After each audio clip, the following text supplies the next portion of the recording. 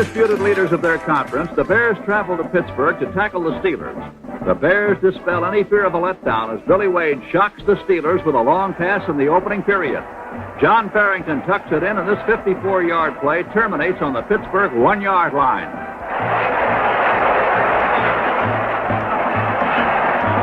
Willie Gallimore puts the final touch to a drive that began with the opening kickoff. The Bears assume command 7-0.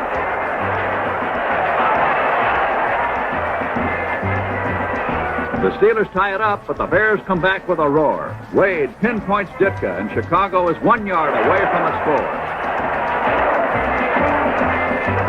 Ronnie Bull goes in, and the Bears are on top 14-7.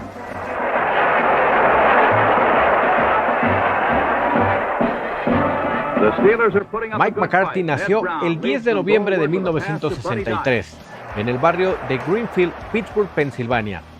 Es parte del distrito 15 de la ciudad, con Hazelwood y Glen Hazel. Greenfield se encuentra junto a los vecindarios de Square Hill al norte y al este, Hazelwood al sur y al oeste. Además, Oakland al noroeste, barrio donde nació Dan Marino y Andy Warhol.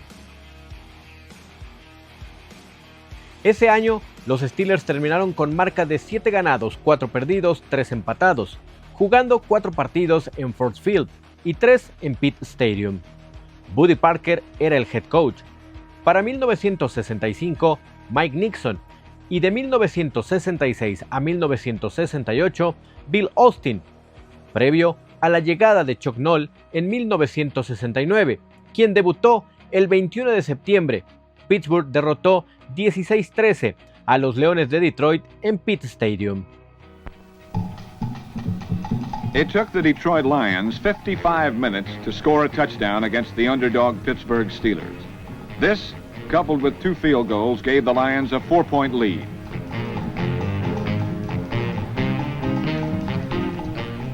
With only 4 minutes to play, the Steelers struck back, moving primarily on the running and receiving of number 87, flanker Roy Jefferson.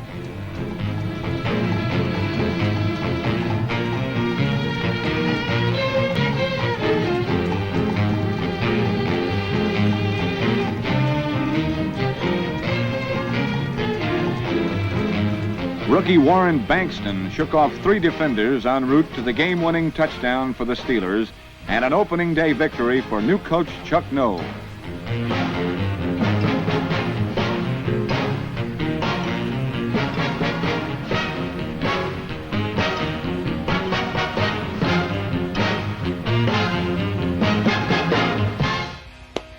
¿Cómo están, amigos de Cleriburg? Iniciamos así con este viaje desde otra galaxia muy lejana. Han pasado muchos años, 62 años de edad tiene Mike McCarthy, número que en cuanto se supo que había un acuerdo de palabra, todo mundo memorizó, todo mundo lo tuvo en el radar. Sí, el head coach más veterano en la historia de la franquicia. En las épocas que arrancamos y que nos remontamos, Mike McCarthy tenía 6 años de edad y los Pittsburgh Steelers empezaban esta inercia con Chuck Noll y a fraguar lo que poco a poco fue esa gran dinastía. Ya estaba Joe Green, que había sido seleccionado en el draft de 1969. Para 1970, un volado entre los Osos de Chicago y los Pittsburgh Steelers, que habían ganado un partido, perdido 13, el mismo número de los Chicago Bears. Pues sí, ganar el volado representó poder seleccionar a un muchacho rubio proveniente de Louisiana Tech, el famoso Terry Bradshaw. The 35th Annual National Football League Selection Meeting is now in session. First choice, first round, Pittsburgh Steelers. Steelers select Terry Bradshaw, quarterback, Louisiana Tech. In high school, I only started 1 year, and in college, only 2. And so I can be patient. Why would anybody pick me in the first round? I don't know why Chuck Noll drafted me. El bombardero rubio, 56 años después, sí, ese niño nacido en el Hotel Mercy, el más famoso de Pittsburgh, Pensilvania, conmocionó al mundo con la noticia de ser el nuevo entrenador de los Pittsburgh Steelers. This is crazy because these words aren't usually said, except once every 2 decades. The Pittsburgh Steelers have introduced a new head coach. McCarthy. Mike McCarthy is getting a 3rd shot at coaching. I think there's pressure on McCarthy right off the bat, even though, starting something new and you get a chance to kind of write your own story. But the one thing Pittsburgh is used to winning, at least to a particular level, and being a playoff team.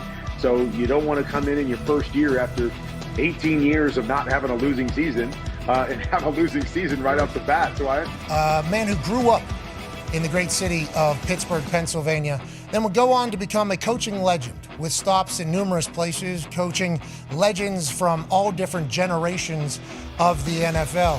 He has to be the only human that has the head coaching resume that he has. And in the history of the NFL, whenever you talk about organizations that are storied, full of tradition, around a long time, and obviously could be considered America's teams, you would think the Dallas Cowboys, you think the Green Bay Packers, and then obviously you think of the Pittsburgh Steelers. A man who's been the head coach of the Green Bay Packers and the Dallas Cowboys, and now the head coach of the Pittsburgh Steelers. Yinzer legend, Super Bowl champion, Mike McCarthy. ¡Yeah, coach! Muchas reacciones, continúan los ecos, por supuesto. Y pues bueno, mientras iba creciendo y él estaba en el high school en Pittsburgh, Pensilvania, los Steelers empezaban la colección de anillos, de trofeos Vince Lombardi, el Super Bowl 9. Right behind Joe Green was number 78, Dwight White, who spent the week in the hospital and lost 20 pounds. He started and played most of the game. He even scored the only 2 points of the first half on a safety. How he managed to play that day and how he managed to play as well as he played, I don't know if he knows. The Steelers shut down the Minnesota ground game just as they had to Buffalo and Oakland. The Vikings ran the ball 20 times for a total of 17 yards. Quarterback Fran Tarkenton fared no better. He completed just 11 of his 27 passes and threw 3 interceptions. And laid to rest any remaining doubts in the blonde bomber. There's touchdown here. I can't see it all. Here is Bradshaw rolling right. Bradshaw gets a big block and fires into the end zone, complete for the touchdown. Hitting Larry Brown in the end zone. Terry had more ups and downs after that, but that probably gave him the confidence, the staying confidence that regardless of how things come out, that you're still good enough to play. El Super Bowl 10. I had to make that catch. I don't care where the ball was, I had to catch it. And back goes Bradshaw to fire to the near side, and it made the interception. Maybe Ford was in one, and they roll a good catch at the Dallas 16-yard line.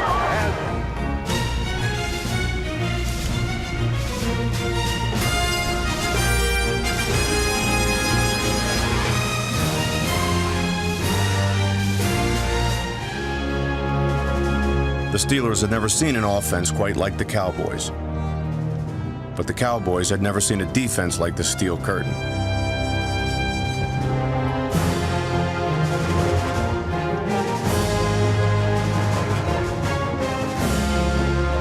The Steelers sacked Roger Staubach 7 times and dominated the game. They'd saved their best for last. Bradshaw's back, he wants to throw. Now he fires for the ball, and Lynn Swan going for it. Swan pulls it in for a touchdown! With 3 seconds left, the Cowboys had one last chance. And he threw a ball down about the goal line, and it's in my direction.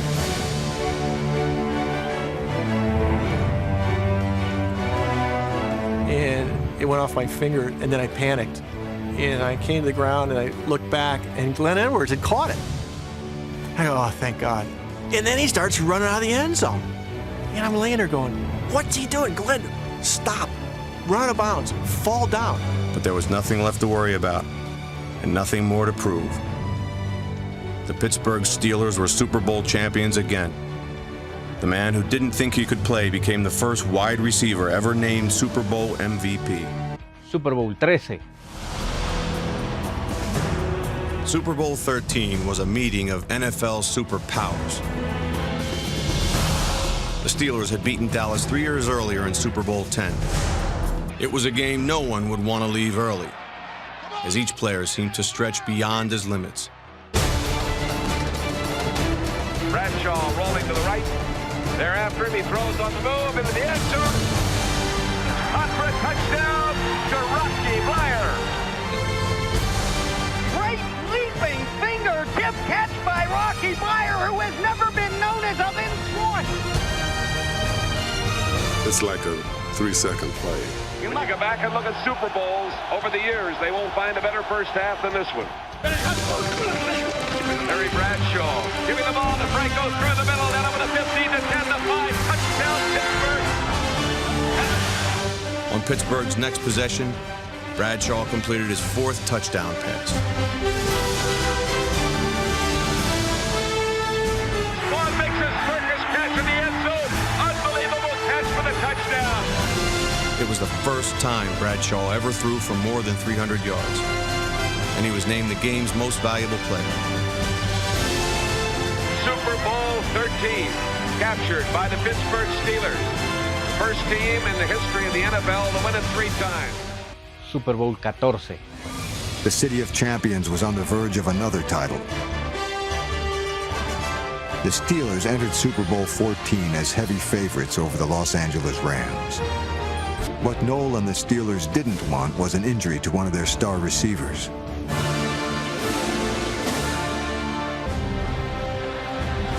Bradshaw calls out the signals. Remember, Pittsburgh, the most dangerous fourth-quarter team in the NFL. And Bradshaw dropping back. Now Bradshaw pumping, firing downfield. There goes Stallworth. He pulls it in at the 30, the 20, the 10, the 5, and it's a touchdown for Pittsburgh on the ball to Stallworth. My initial read on the ball, my initial thoughts, and this is exactly what I thought. And I said, damn it, Bradshaw, you've overthrown me. And really turned away from the ball and started to run. Swan lost for the ball game, but you still got a John Stallworth to come through and make the nifty catch and go all the way. On the Steelers' next possession, Stallworth came through again. And Bradshaw lets it fly down the middle, and there goes Stallworth again. And he has it. Does he hold it? He does. Stallworth beats the coverage again and takes it. Stallworth's incredible catch set up the touchdown that put the game away.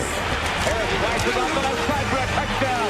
Franco Harris slashing off the left side for a Steeler touchdown. And Bradshaw comes to the sideline with his arms up in the air.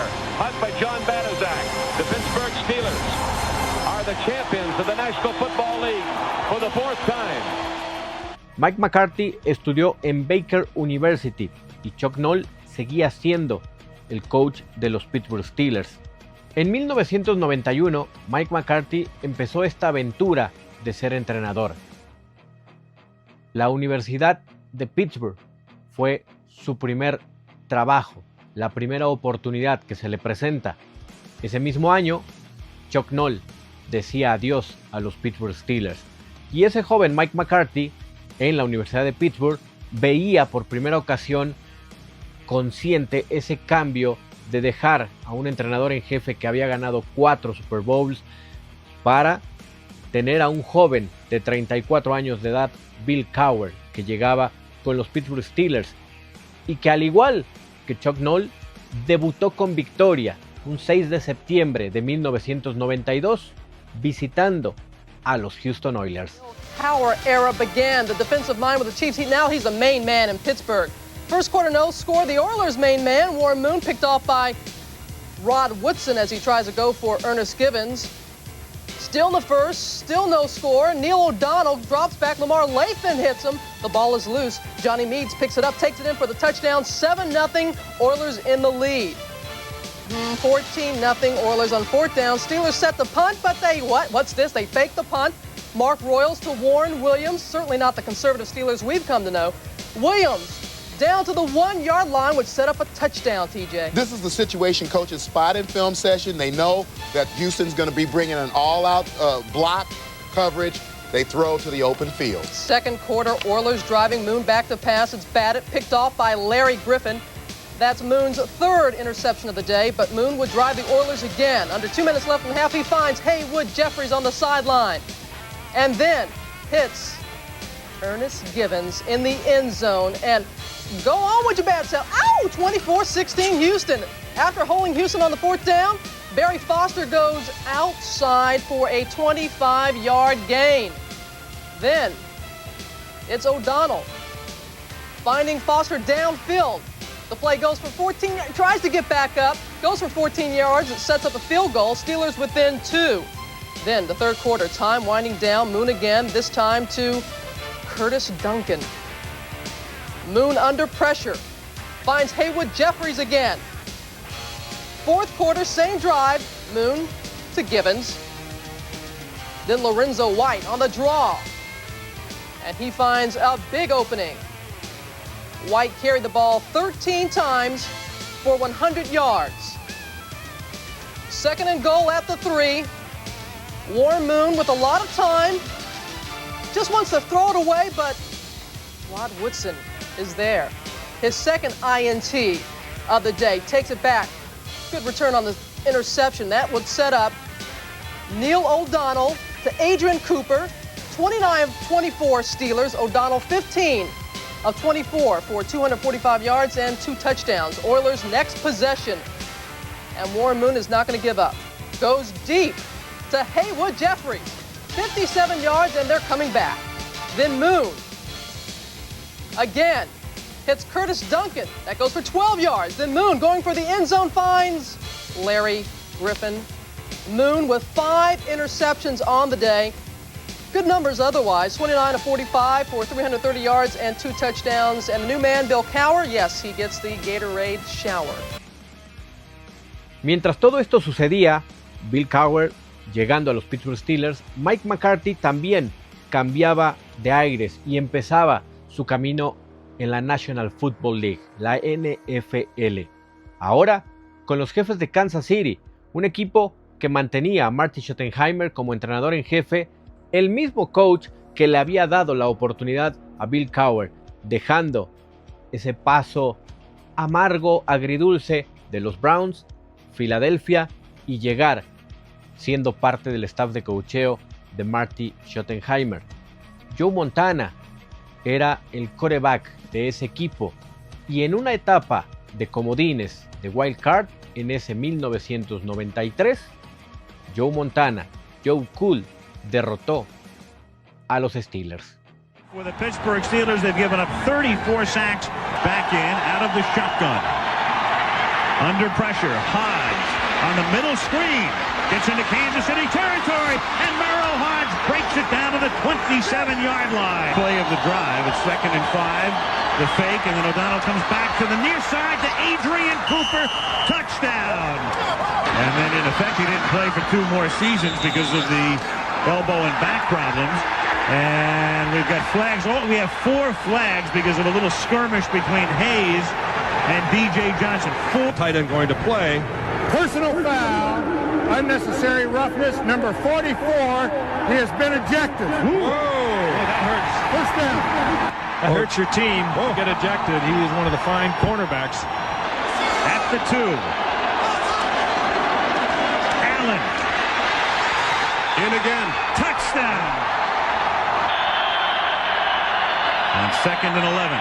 O'Donnell pump fakes, going for the end zone to Green. Touchdown Steelers. Oh, and there's a mocking the crowd with the tomahawk chop. Going to snap it, Brian Barker to hold it.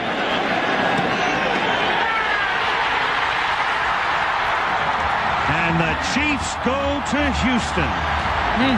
What a game.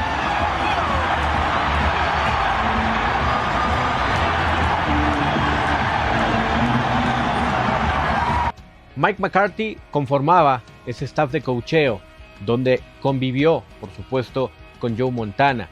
Mientras que, para 1995, Cowher regresaba a los Pittsburgh Steelers a la instancia de un Super Bowl 16 años después, en el Super Bowl número 30.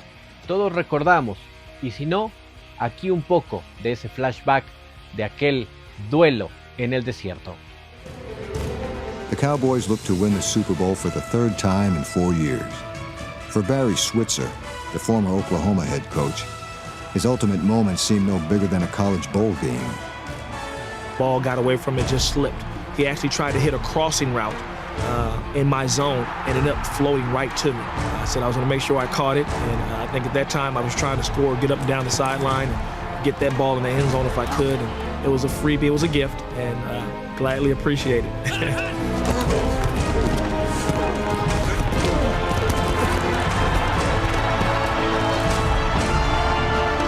We were sending everybody. I think Neil recognized that it was a blitz check, and I beat the receiver to the spot. And again, just tried to take it and get it in the end zone from there. 10, out of bounds at the 6-yard line. It was just a very, very strange year. A testimony to that team that we were able to get through all that and somehow find a way to win a championship. Amigos de Claryburg, este viaje, estas conexiones para entender el porqué de las lágrimas de Mike McCarthy. Yo entiendo que todavía el clamor popular es ¿qué vamos a tener de nuevo? ¿Qué va a pasar con Mike McCarthy? Bueno, situémonos en 1998, cuando Mike McCarthy dejó Kansas City y firmó su primer contrato con los empacadores de Green Bay, siendo el coach de quarterbacks en un staff que tenía a Mike Holmgren, Sherman Lewis, Andy Reid, Mike Sherman y Fritz Shurmur. Sí, todo este staff de coacheo en una primera incursión de Mike McCarthy hacía vislumbrar lo que era el sendero para el aún joven Mike McCarthy. Y ese 1998, Green Bay visitó Pittsburgh. Burning through time and space, the NFL's best will rock this place. The Packers invade the city of steel. When these two meet, it's the real deal. You better be ready, strap in and hold tight. Green Bay and Pittsburgh go at it tonight. Hit it! Come on and hit it! Come on and get ready! Let's go! Are you ready for some football? A Monday night party! Yeah, this is Hank and I'm ready to get this big blast started! Let's get those helmets crashing, this place will ignite! All my rowdy friends are here for Monday night! Cordell Stewart, drafted out of Colorado as a quarterback, wide receiver, and possible running back 4 years ago. Now in his second year as the Steelers' #1 QB on first down, going right to the air and hits Courtney Hawkins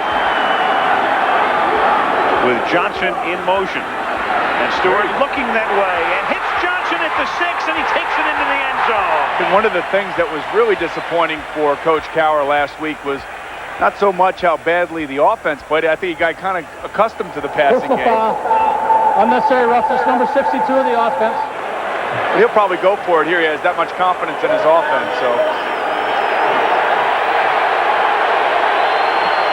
Sherman Lewis in the background there, the offensive coordinator who calls down the plays. Now, do they snap the ball, Dan? What was that word? ALAC. Okay. And the message is 34 carries tonight, 100 yards, and a victory. Well, the Packers have to fly back to Green Bay, wondering what if we wouldn't have played one of the worst halves we played in a long time in the first half here at Three Rivers tonight. They go to 6-3. Continuando con este viaje, llegamos al año 2000. El primer año de un nuevo siglo, o el último año de un viejo siglo, como lo quieran ver. Y Mike McCarthy se situaba con los Santos de Nueva Orleans. Y es ahí donde viene el primer contacto con Omar Khan, el actual gerente general de los Pittsburgh Steelers. Sí, hace 26 años se conocen este par de dos que ahora tienen al mando operativamente, deportivamente a los Pittsburgh Steelers. Omar Khan como el gerente general, Mike McCarthy como entrenador en jefe. Para 2002, los Santos de Nueva Orleans enfrentaron a los Pittsburgh Steelers con duelos que también tienen conexiones. Jim Haslett era el head coach de Nueva Orleans. Bill Cowher era el head coach de los Pittsburgh Steelers. Tommy Maddox hasn't started in the NFL since he started for Denver in '92, Tom. Jim Haslett, Bill Cowher used to work with each other in Pittsburgh. Now they're talking opposite sides of the field. Grady Jackson recovers as Maddox is stripped by Charles Grant. So Tommy obviously a little bit rusty. Well, Marvell Smith is at the tackle there, and you're going to see that Charles Grant is outside. Hike! Hike! At some point, Marvell Smith has to actually stand up and attempt to block.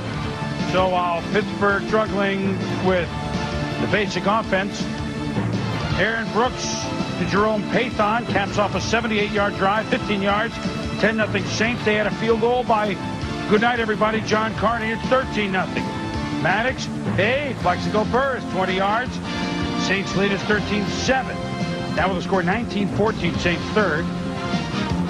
Deuce McAllister sidesteps a couple and he is just gone. 52 yards, 26-14 Saints. Meanwhile, Faneca, guard of the Steelers. Wow, we need Freddie Pacheco in the corner. That could have been a contender. He stayed in there though, Tommy. Looks like that Y.A. Tittle shot from the 60s, doesn't it?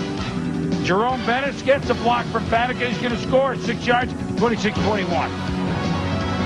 So the Steelers now down 29-21. And, Tom, is this guy around the ball every game we see? You know what I'm talking about. Sammy Knight, good night. Although, give me a break with that. Well, he does a great job of playing center field, but you cannot make that throw. Very few guys in this league have an arm strong enough to even attempt that throw. Maddox, one more chance. Down by 11 to Terrence Mathis. Chances are they'll get a chance for a two-point conversion. They make it at 32-29. Jim Haslett says, how about the onside kick, guys? En ese partido que observamos, Mike McCarthy era el coordinador ofensivo de los Santos de Nueva Orleans, mientras que Tim Lewis era el coordinador defensivo de ese equipo de los Pittsburgh Steelers. En 2006 hacemos ese brinco. Bill Cowher dejó a los Pittsburgh Steelers, no sin antes haberle dado el quinto trofeo Vince Lombardi en el Super Bowl número 40. As a kid, watching Super Bowl all my life, you always wanted to have your one moment of time to shine when they call your name out. And I already knew at this point in time they don't do it like that no more. They call out the whole team. And I tell Coach Cowher, I say, Coach, Super Bowl, we're going to let Jerome run out by himself first.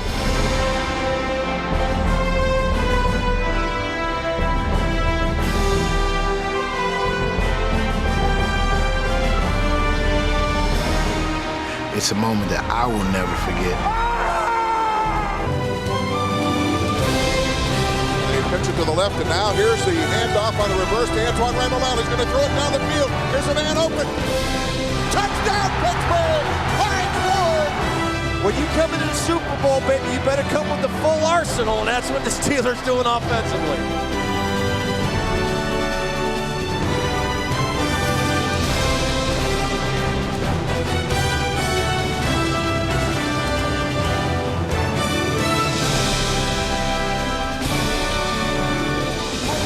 Hey, that's big, man. That's big, baby. Yeah, that's big, boy.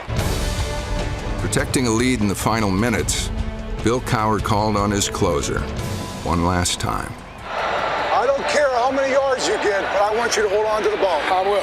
All right, you promise me? I promise you. I'm not going to go 6 times.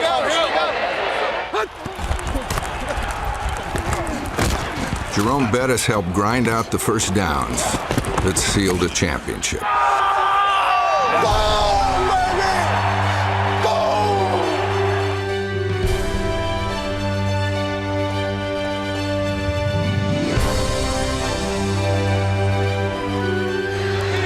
This your last stop? I don't know what it is, man. Yeah. I love working with you, dog. Thank you, man. You made me what I am, which ain't much, but you helped me, dog, and that's on the real. Thank you, man. I appreciate that, Amy. I love it, baby. The game is over. The Pittsburgh Steelers did it the hard way. Ese 2005 es curioso, la temporada 2005. ¿Por qué? Mike McCarthy había dejado Nueva Orleans y estaba con San Francisco, con un buen amigo, con Mike Nolan como entrenador en jefe. Pero ese draft tiene la particularidad de que San Francisco tenía la primera selección global y todo hacía suponer que Aaron Rodgers, un integrante que no sabemos hasta la fecha si va a continuar. Mike McCarthy dijo que ha platicado con él, pero no le han dado todavía la certeza a Mike McCarthy si continúa o no. Omar Khan en los trascendidos, porque no es nada oficial, en los trascendidos se dice que le puso ya un deadline a Aaron Rodgers, un mes para tomar la decisión. Insisto, son trascendidos. Hasta ahí vamos. Pues bueno, Aaron Rodgers no fue reclutado por los San Francisco 49ers. Alex Smith fue el que tomó ese lugar y la historia llevó a Aaron Rodgers con los Green Bay Packers. Ese lugar donde tiempo después se encontrarían Mike McCarthy y Aaron Rodgers, uno como entrenador en jefe y el otro por supuesto como quarterback, mientras que Mike Tomlin llegaba como entrenador en jefe de los Pittsburgh Steelers. 4 veces se enfrentaron durante ese tiempo los Steelers y los Packers, dirigidos por Mike McCarthy y Mike Tomlin. 3 juegos en temporada regular, pero evidentemente todo mundo recuerda la cita en Arlington, Texas, Super Bowl 45, Big Ben Roethlisberger, Aaron Rodgers, Mike Tomlin, Mike McCarthy. Sí, la victoria para los de la Bahía.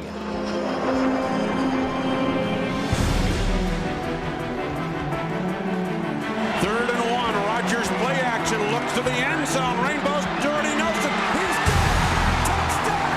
Aaron Rodgers to Jordy Nelson. 2nd down and goal to go.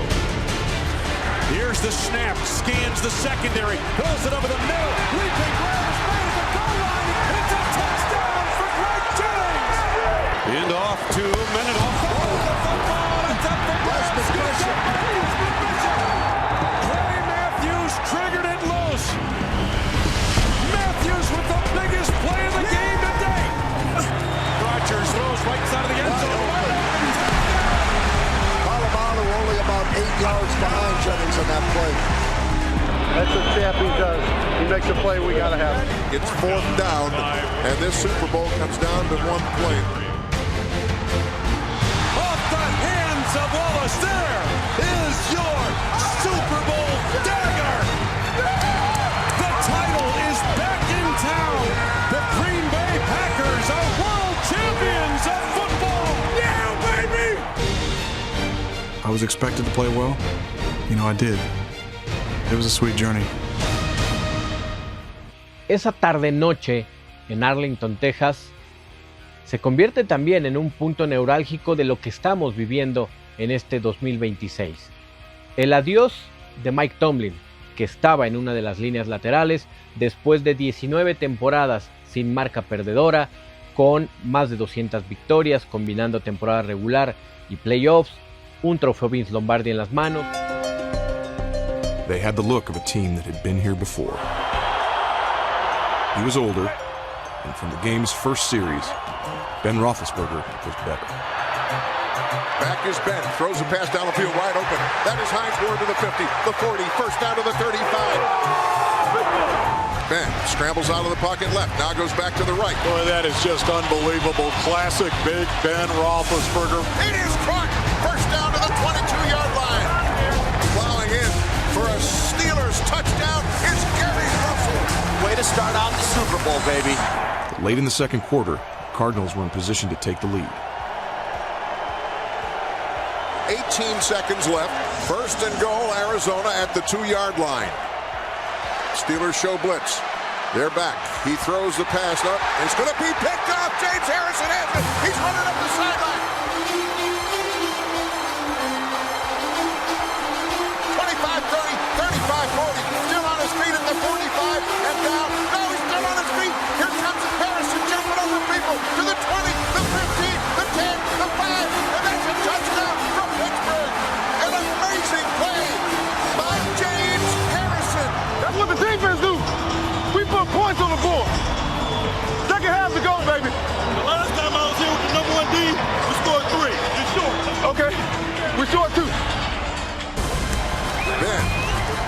Gets the snap. He's back. He pumps. He scrambles around, throws it back corner of the end zone. Santonio with a touchdown. Santonio Holmes. I don't know how he did it.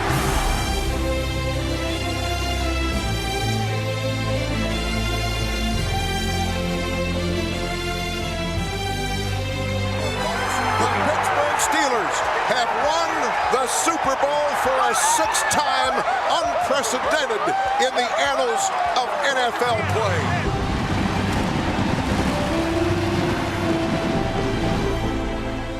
Dos apariciones en el Super Bowl y se acabó una era.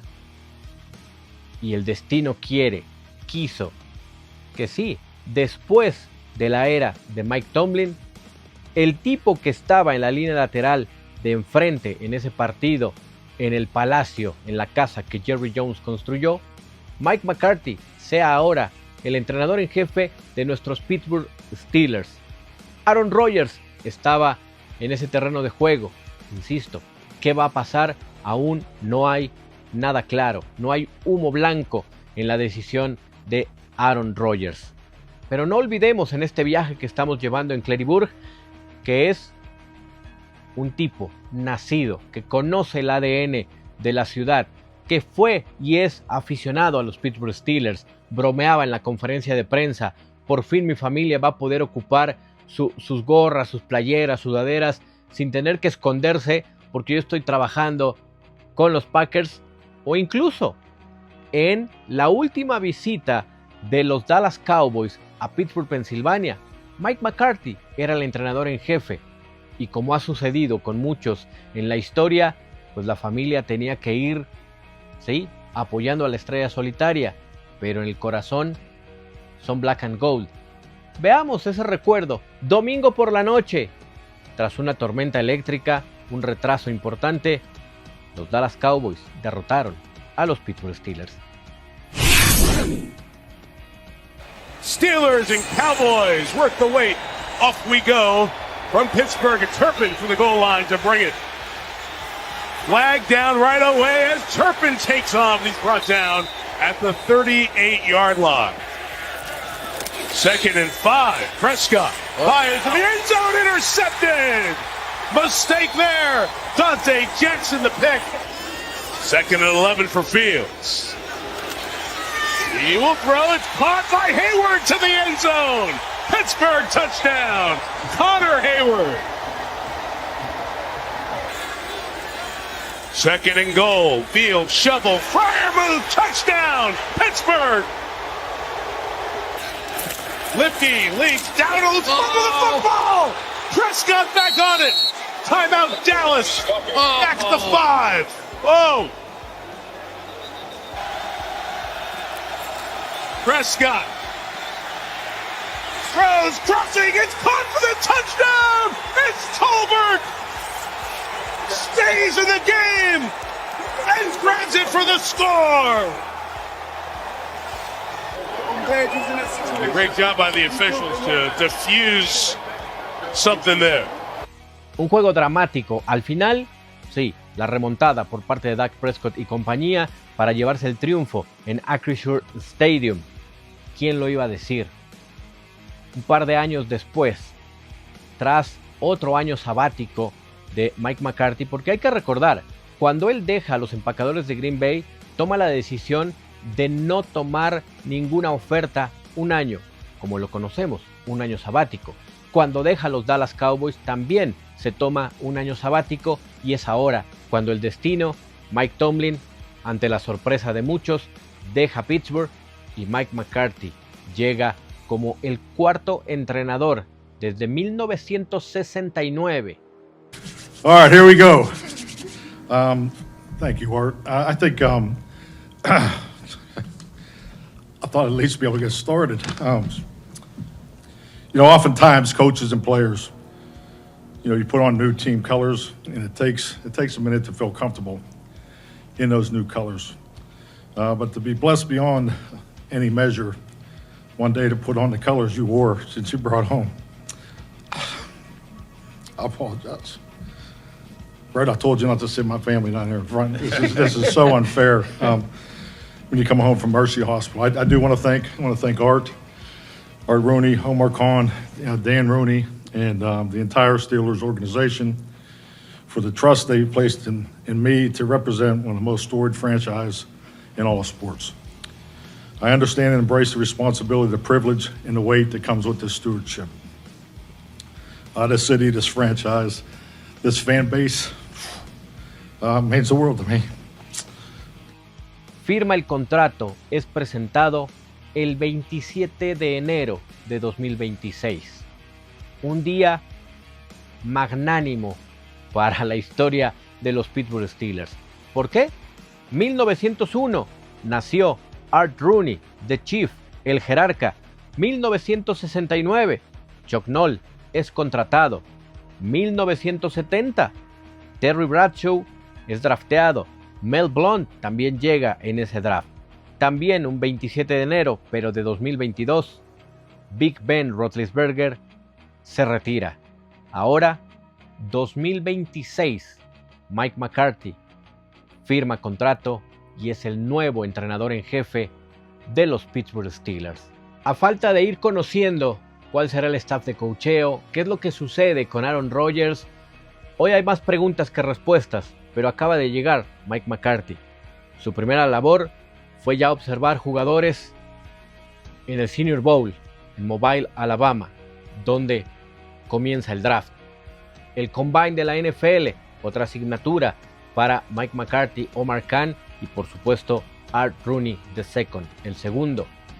Y la cita más importante, en el mes de abril, el draft de la NFL en Pittsburgh, y que ya nos regalaron las primeras imágenes, el famoso render, como dicen los que saben, de cómo se va a construir este escenario. A un lado, donde está el gran estacionamiento de Acrisure Stadium, donde continúa el diario más famoso, el Pittsburgh Post-Gazette, que ahora ya no se imprime, es solamente digital.